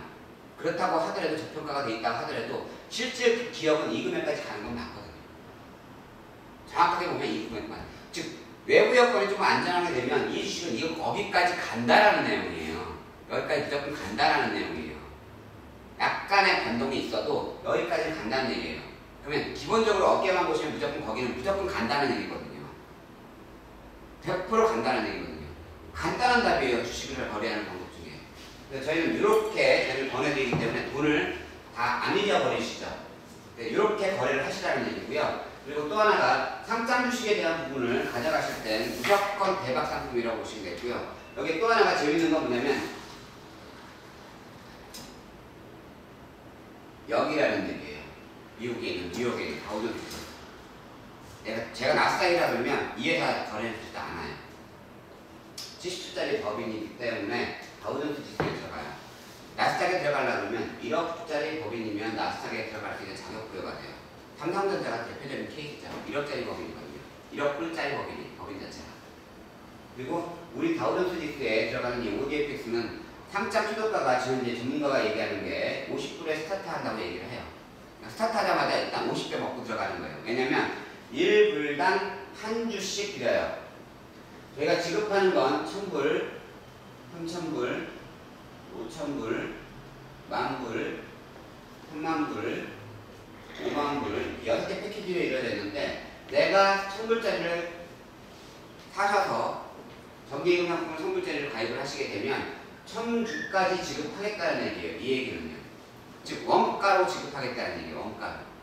1불에 한 주씩 계산을 해서 원가로 사실 수 있게끔 권해드린다는 얘기예요. 즉 1000불을 하시면 1000주를 지급한다는 얘기고요. 그리고 만불하신 분은 만주까지 지급을 한다는 얘기예요. 물론 이건 우선적으로 사실 수 있는 권한부여입니다. 우선적으로 사용하시는. 5만불 하시면 5만주까지 사실 수 있는 권한부여가 되는 겁니다. 우선주를 지급하는 거예요. 보통 주식을 사실 때, 거래했을 때 상장 주식을 산다고 하면 이 주식이 상장되게 되면, 이 회사가 상장되게 되면 3만원짜리가 될 겁니다. 그러니까 이 주식을 지금 현재 7,000원에 사시니까 싸게 사시는 거래요. 그래서 그렇게 파십니다. 근데 원가는 금액은 500원짜리거든요. 근데 7,000원에 대한 마진을 먹어요. 그렇죠? 근데 여기는 아예 1달러짜리 원가로 지급하겠다는 얘기예요. 더블만 돼도 2불만 돼도 더블을 벌으시는 거거든요. 투자된 금액에. 내가 넣은 금액에, 주식을 산 금액에 더블만, 2불만 돼서도 더블 버는 거예요. 100만원 쓰면 200만원 되는 거야. 1000만원 쓰면 2천만원 되는 거야. 5천만원에 더블이면 1억을 버시는 거예요. 그러니까 이게 여기 회사의 메리트예요. 그리고 기업 평가를 내렸을 때 기본적으로 아까 전에 FX 프로 업체가 만불에서 15,000불 간다고 그랬잖아요. 업계 정도만 보시면 맞아요. 6개월에서 10개월, 10개월 정도만 보시면 딱 맞으실 거예요. 상장되자마자 바로 파시는 건 바로 바보라고 본인이 시인하는 거 똑같습니다. 상장되자 파시는 분들은 최소한 10개월을 묶어놓다가 파세요. 그러면 목표치까지 올라갑니다. 보통 생각하는 게, 제가 생각하는 게 5,000불에서 7,000불 정도 보고 있거든요. 현재 10개월 안쪽으로 가는 금액이 한 주당 5,000불에서 7,000불 정도 간다고 생각하시면 맞으실 거예요. 여기에서 업계 정도만 보시면 될 거예요. 여기 금액에서. 이 정도가 올라가는 게 맞고요. 이 금액에서 업계 정도만 보시면 맞습니다. 즉 3,000불에서 5,000불 정도 사이에서 내가 판다라고 생각하시면 가장 안전하게 파시는 거예요. 가장 안전하게. 아니면 여기까지 놔뒀다가 파셔도 되고 1년 안에 여기까지 올라간다고 보장을 하고, 그러면 100만원짜리가 5,000불이 되면 얼마짜리가 되죠? 5,000배가 떴으니까 50억. 7,000불 뛰면 70억. 1,000만원짜리는 500억, 700억. 이거 한 방에 보시면 돼요. 이거는 제가 보장할 수 있습니다. 제가 주식 컨설팅을 해봤기 때문에 이건 보장합니다. 묶어두세요. 당장 팔지 마시고 거기에 따라서 왔다리 갔다리 하지 마시고 조금 더 보신다고 이거 끝이 아니해가지고 파시지 마시고 10개월만 보시고 놔두세요. 10개월 안에 이 정도 금액이 올라가시니까. 그러면 이 금액은 안전하게 받으실 수가 있으실 거예요. 그리고 또 하나, 만불짜리 가지신 분은 만주를 무조건 사세요. 주식을 이거 무조건 사시는 게 가장 도움이 됩니다. 버는 금액만큼 300% 벌으셨잖아요. 원금 300%, 100% 빼고 받으신 금액 200% 벌으신 거잖아요. 그 금액에 여기다가 이거 하시면 돼요. 그러면 주식으로 한 번에 내가 손해보는 것들 없이 안전하게 가져가실 수가 있어요. 로또봉을 보시게 되면 요거는 한 방에 목돈 챙기는 방법이에요. 로또는 두 가지 방식 있죠. 한 방에 목돈 챙기는 방법, 그죠? 당첨되게 되면 몇백억씩, 100억씩 이렇게 주잖아요. 한 방에 받는 방법, 여기에. 그다음에 두 번째 방법이 뭐냐면, 세 번째 저희가 드리는 보너스는 MT4 프로그램이에요. MT4에 대한 수익을 내주는 방법이에요. 저희 회사는 3년 동안 이 상품을 판매를 하고 있습니다. 지금 현재 이 상품을 판매하고 있습니다. 근데 3년 이후에는 이 상품이 없어집니다. 상장돼도 이 상품은 없어집니다. 즉 300% 받으시는 분, 배당을 받으시는 분, 15개월이 아직 안 되신 분, 이분들만 계속 배당이 되시고요. 이분을 소개하시는 모든 분들은 커미션이라는 게 없기 때문에, 상품이 없어졌기 때문에 커미션 자체가 없죠.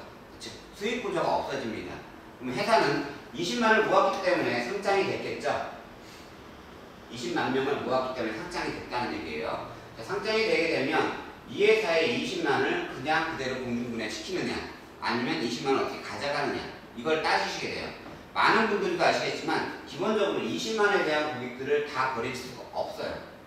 이걸 어렵게 이렇게 모았는데 그냥 공중에 허공에 날리진 않는다는 얘기예요. 그래서 회사가 어떻게 방식으로 MT4에 대한 부분을 지급하냐면, 기본적으로 저희가 나오는 게 배당이라는 예금보호법에 받는 이 부분을 300%를 지급을 받으시죠. 그리고 플러스 커미션에 대한 부분을 지급을 받으시는 분들도 있습니다. 수익이 생기는 분들이. 두 가지가 수익이 생기는 게 크게 두 가지가 있는데, 배당이라는 부분을 받으시는 이 부분을 가지고 내가 100만원을 받았어요. 만약에 배당을 받은 게, 그러면 70만원이라는 금액은 현금으로 본인이 찾아가시면 되고요. 30만 원이라는 금액을 주셔야 하는 거예요. 그 다음에 커미션의 부분도 100만 원이라는 금액이 내가 발생이 되게 되면 70만 원이라는 금액은 현금으로 찾아가시고 30만 원이라는 금액은 MT4 프로그램으로 달라는 얘기예요. 이건 회사가 요 금액 일정 금액 요거를 회사한테 주시면 요걸 가지고 회사가 딜링을 통해서 수익을 내드리겠습니다. 즉 다시 말하면 딜링하는 거 FX 시장은 간접 딜링이 있고요. 직접 딜링이 두 가지 방식이 있습니다. 직접 딜링은 내가 고객 계정이 1000만 원짜리 이상이어야 되고요. 간접 딜링이든 직접 딜링이든 계정으로 인정받으려면 1000만 원짜리 우리 돈으로 1000만 원짜리 10,000불 이상이어야 됩니다. 정확하게 하면 10,000불짜리 이상이 돼야 FX 딜링 계정을 만들 수가 있어요. 그 계정을 직접 딜링한다고 얘기를 해요. 내가 계정을 만들고 내가 직접 투자를 통해서 주식을 사고 파는 것처럼 사고 팔아서 수익을 내는 방식이 이 직접 딜링이라는 부분이에요. 매일매일 그 수익에 의해서 내가 올라가고 내려가고 하는 거에 따라서 수익이 되고 안 되고가 나오는 거죠. 그러니까 이 몫은 only 2분의 1 몫이에요. 내가 직접 하기 때문에. 근데 간접 딜링이라는 부분은 뭐냐면 회사가 직접 돌리는 거예요. 고객이 돈을 받아서 회사가 직접 돌려주리는 거예요. 그래서 상품에 가입한 거 같습니다. 회사가 이거를 수익을 통해서 내드리는 거예요. 이 회사는 어떤 레벨에 따라 가지고 레버리가 틀리는 게 틀려요. 전문가는 A급, B급, C급 이렇게 크게 세 등급으로 나눠져 있어요. A급은 최상위에 있는 레버리지를 다 돌릴 수 있는 분. 연봉 몇십억씩 받는 분 중에 A급이라는 분이 있죠. 그분은 정말 무조건 100% 수익을 낼 수 있는 분들이에요. B급은 요분보다 조금 떨어지는 분. C급은 요분들보다 또 조금 더 떨어지는 분. 이렇게 형성되어 있어요. A급은 회사가 레버리지를 만약에 1대 500배를 갖고 있다. 그러면 500배까지 다 쓸 수 있는 분이 돼요. 네, 그만큼 안전하신 분이죠. 수익을 충분히 100% 내실 수 있는 분이기 때문에 이걸 다 쓸 수 있는 분이에요. 그래서 200배에서 500배까지 사용이 가능하신 분이시고요. B급은 100배에서 200배까지 사용이 가능하신 분들. 그 다음에 C급은 50배까지 사용이 가능하신 분들이에요. 즉 50배, 100배, 200배, 200, 500배 이런 얘기는 뭐냐면 1억이라는 금액을 투자했을 때 500배까지 사용한다는 얘기는 500억을 돌릴 수 있다는 얘기예요. 우리가 주식 거래할 때 레버리지를 2배, 3배, 4배, 5배까지 가질 수가 있거든요. 직접 딜링하시는 분들 같은 경우는 최고 맥시멈 레버리지를 주고 파는 최고 등급 업체라고 하더라도 5배까지밖에 못 줘요. 직접 딜링하는 건. 2배에서 5배가 최고예요. 레버리지를 적용받는 분들. 근데 간접 딜링하는 분들은요, 회사 자금을 돌리는 거잖아요. 그렇기 때문에 최고 맥시멈을 돌려서 수익을 더 극대화시킨다는 얘기예요. 이분들이. 거기에 더해더니 점을 찍는 거예요. 점을 찍는 거예요. 요 돈들이 모아져서 여기에 점을 찍는 거예요. 몇백억, 몇십억, 몇천억, 몇 조를 돌리는 이 금액에 내 돈 100만 원이 점을 찍는 거예요. 이 금액 돌리는 금액에 내가 하나가 추가가 들어가는 거예요. 추가가 들어가는 거예요. 내 돈을만 가지고 돌리는 게 아니라 회사 자금을 돌리는 금액에 점 하나 찍는다. 이렇게 보시는 게 맞습니다. 이걸 돌리는 금액이 A급에 되신 분이 돌려준다. 그래야 회사가 수익을 빨리 낼 수도 있으니까요. 이렇게 돌리는 방식이고요. 200배라는 얘기는 1억에 200배니까 200억을 돌리는, 100배라는 얘기는 100억, 50배라는 얘기는 50억을 돌릴 수 있다라는 이걸 레버리지라고 얘기를 해요. 등급을 얘기를 하고요. 그럼 저희가 딜링하는 금액들 자체는 A급에 계신 분들이 딜링을 대신 해주기 때문에 최고의 수익을 낼 수 있는 부분을 가져간다라고 보시는 게 맞고요. MT4에 대한 부분을 잠깐 간단하게만 설명하고 마치도록 할게요. 자, 기본적으로 돌려가는 건 저희는 간접 딜링입니다. 그렇기 때문에 A급에 계신 분이 회사의 등급이 저희는 1대 500배까지 사용할 수 있는 브로커 레벨이에요. 그래서 이 A급에 계신 분이 이 브로커 레벨을 최고로 이용할 수도 있게끔. 그래서 기본적으로 한 200배 정도 돌릴 거라고 예상하고 있는 부분이죠. 그래서 자, 그러면 회사가 딜링할 때 실제 저희한테 남은 수익은 어떻게 주냐면 최소 2에서 10% 정도는 보장해 드리겠다는 얘기예요. 왜냐면 이분이 딜링하는 금액이 현재 지금 1일 35%에서 40%가 현재 수익이 나오고 있거든요. 레버리지 돌리는 금액에 35%에서 40%가 수익이 나오고 있어요. 그 금액의 2에서 10%를 저희한테 떨어뜨려 주는 거예요. 그 금액에. 그러니까 완전 100% 보장을 받는 제도가 돼 있어요. 그 다음에 또 하나가 이익을 발생하면 그 금액에 50대 50으로 회사가 나가 반반씩 나눠 갖자는 얘기예요. 즉 내한테 돈을 많이 수익을 내주면 회사도 수익을 그만큼 더 많이 가져간다는 개념이에요. 그래서 100만 원짜리부터 저희가 스타트를 들어가요. 아까 전에 MT4가 금액을 나와주는 30%씩 나오는 금액이 100만 원짜리부터 이제 스타트가 들어가는 거예요. 그러면 여기에 회사가 들어가는 레버리지 A급이 들어가는 금액들을 성장시키는 거예요. 자, 어떻게 들어가냐면 회사가 돌리는 금액이 만약에 1조라는 금액을 돌렸다. 그러면 내 금액이 100만 원이 이분이 돌리는 금액에 점 하나가 들어가는 거예요. 내 100만 원을 이분이 이 하나만을 갖기 위해서 100만 원짜리 돌려주는 게 아니라 실질 2점 하나가 들어가는 거예요. 그래서 3개월 감고 4개월째 받은 금액, 원금 빼고 수익에 대한 부분을 돌려드립니다. 3개월 감고 다시 4개월째 돌려드립니다. 이유가 뭐냐면 딜링하는 FX 시장에서 내가 계정을 가지려고 하면 내 계정이 10,000불짜리 원금이 돼야 돼요. 10,000불짜리가 되지 않으면 딜링으로 고객으로 유저가 인정이 되지 않습니다. 저희는 FX 회사가 상장이 된다고 분명 말씀을 드렸습니다. FX, ODFX라는 회사가. 이 ODFX가 상장이 되기 때문에 ODFX에 상장하는 고객 10,000불짜리 계정을 갖고 있는 10,000불짜리 계정을 갖고 있는 20만에 대한 유저가 필요한 거예요. 정확하게 얘기하면. 정기예금 상품으로 20만 고객이 필요한 게 아니라 정확하게 얘기하면 10,000불짜리 계정을 갖고 있는 20만에 대한 고객이 필요한 거예요. 이게 상장 조건이에요. 이게 상장 조건이에요. 그래서 저희가 수익이 난 거에 대한 30%를 MT4로 돌려달라고 했던 이유가 바로 이겁니다. 그러면 회사는 상장을 20만을 빨리 모으기 위해서는 10,000불짜리 고객 20만을 빨리 모집해야 될 거 아닙니까? 그래서 3개월 갖고 4개월 빨리 주는 거예요. 그럼 10,000불짜리 고객들을 회사가 인위적으로 배출하는 거예요. 회사가 간접으로 돌려서 여기 금액에 찍어서 수익을 내드리는 방식이에요. 그래서 저희가 200배 정도는 돌리지 않을까라고 얘기를 하는 거고요. 자, 그렇게 되게 되면 실질적으로 돌아가는 건 2억이 돌아가는 거잖아요. 2억이 돌아가는 거잖아요. 자, 2억이 돌아가는 금액에 보장하는 금액이 2%. 그렇죠? 최소한의 보장하는 금액이 2%니까 레버리지네. 그러면 400만 원을 회사가 가져가요. 벌었다는 얘기죠. 이 금액에 50대 50%, 200만 원이라는 금액은 회사가 가져가고 200만 원이라는 금액은 내가 가져가는 금액이에요. 이게 1개월치. 이런 식으로 해가지고 원금 버는 돈이죠. 합친다는 거예요. 이게 합친다는 거예요. 그럼 2배 버는 거죠. 100만 원짜리가 하루 내내 해서 한 달 동안 그렇게 돌렸어요. 이 금액이 여기에 집어넣어서 100만 원짜리만 돌린다 그러면 실질적으로 믿지 않으시는 분도 생기니까. 근데 1조라는 금액에 내가 100만 원짜리가 들어가서 돌려 해서 한 달 동안 돌려서 200만 원을 냈대요. 충분히 가능한 수치라는 얘기거든요. 그리고 이걸 합치는 거예요. 플러스. 그럼 합치면 300만 원짜리가 되죠. 전 가져간 거 한 푼도 없습니다. 원금하고 버는 돈을 합쳐서 300만 원짜리를 만들어낸 거예요. 그래서 300만 원짜리를 만들어낸 걸 다시 600만 원을 다시 벌게 하는 2배를 버는 시스템이에요. 쉽게 말하면 600만 원을 버는 시스템이고요. 그럼 요걸 합친 금액이 또 900만 원이 될 거고요. 그럼 3개월 동안에 900만 원이 됐다는 얘기는 1000만 원이 안 됐다는 얘기죠. 회사는 무조건 2,000만 원짜리 10,000불짜리 계정을 만들어내야 되는 게 원칙이에요. 빨리 10,000불짜리 계정 20만을 만들어야 상장을 시킬 수가 있거든요. 이거 딱 하나만 미스나 있는 상태거든요. 그렇기 때문에 회사는 3개월 남고 4개월 죽고 3개월 남고 3만 원이 나올 때까지 계정에 3만 원이 나올 때까지 계속 그렇게 감아서 1,000만 원짜리를 만들어내요. 그럼 그때부터 이제 개별 계정이 발생될 수 있어요. 그때부터 이제 레버리지가 떨어져서 가죠. 다른 분한테 레버리지가 들어가야 되니까. 그렇죠? 이 들어오신 분들한테. 그래서 계속 그런 식으로 해서 수익을 내는 방식으로 지금 진행을 한다. MT4는 이런 식으로 돌아간다라고 보시면 맞습니다.